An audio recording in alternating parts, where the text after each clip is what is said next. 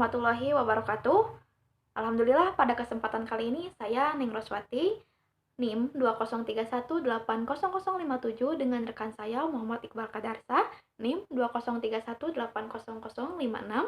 semester 5, Program Studi Pendidikan Bahasa Sastra Indonesia dan Daerah, Fakultas Keguruan dan Ilmu Pendidikan, Universitas Bade Bandung. Pada kesempatan kali ini, saya dan rekan saya akan menyampaikan sebuah materi dengan strategi pembelajaran menggunakan alat bantu. Mengapa dengan alat bantu? Karena alat bantu diyakini sangat menunjang di dalam sebuah penyampaian materi. Dan kami harapkan materi yang kami sampaikan bisa diterima dengan baik oleh pendengar.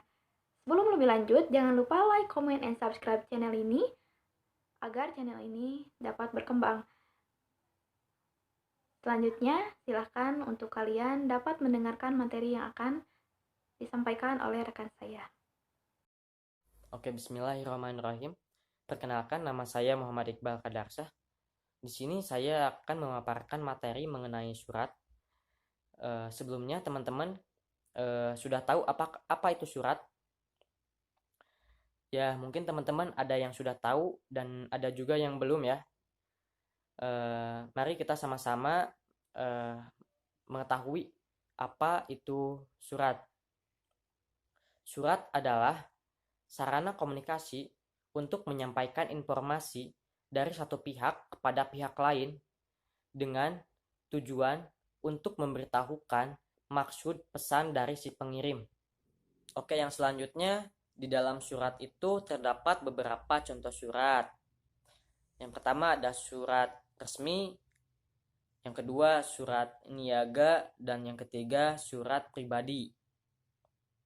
Dan di sini saya akan mengambil contoh surat dinas atau bisa disebut juga surat resmi.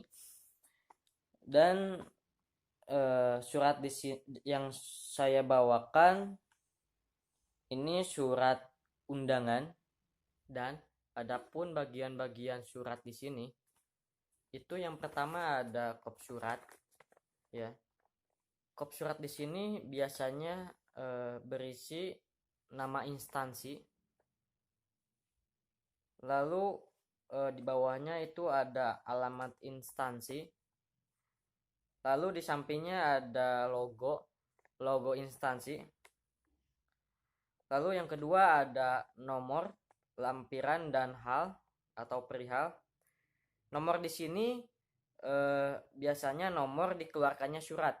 Jadi misalkan ini misalkan contoh 1, berarti surat ini dikeluarkan adalah yang pertama gitu, surat yang pertama. Lalu ada lampiran.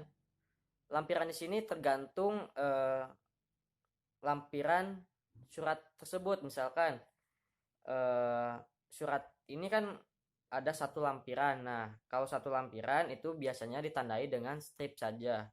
Beda kalau 2, 3, dan seterusnya, itu biasanya di sini tertulis 2 atau 3 lampiran dan seterusnya. Lalu hal di sini biasanya dikaitkan dengan surat ini, misalkan dikaitkan dengan isi surat ini. Misalkan hal ini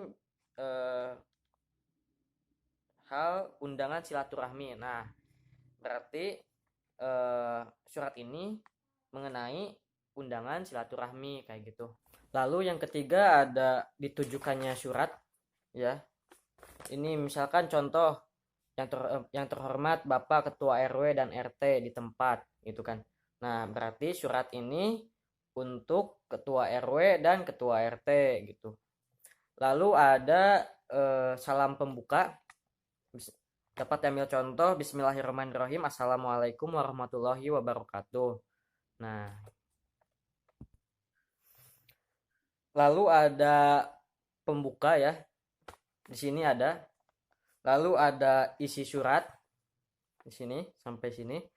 Lalu ada penutup surat. Nah, di sini tetapi tidak ada salam penutup. Harusnya di sini ada salam penutup karena di awal juga ada salam pembuka, berarti kalau diawali dengan salam pembuka berarti harus diakhiri dengan salam penutup. Tetapi di sini tidak ada, mungkin keliru atau salah atau gimana, saya tidak tahu. Terus yang selanjutnya di sebelah kanan ya ada tanggal surat dibuat dan di mana surat ini dibuat. Lalu ada tanda tangan dan nama jelas. Dan harusnya di sini ada stempel, tetapi di sini tidak ada karena buat membuktikan bahwa surat ini asli gitu kalau ada stempel. Dan di sini terdapat tembusan ya, di mana tembusan di sini yaitu supaya pihak-pihak terkait dapat mengetahuinya. Misalkan di sini terdapat contoh Bapak Jenny BPD dan Bapak Itang BPD.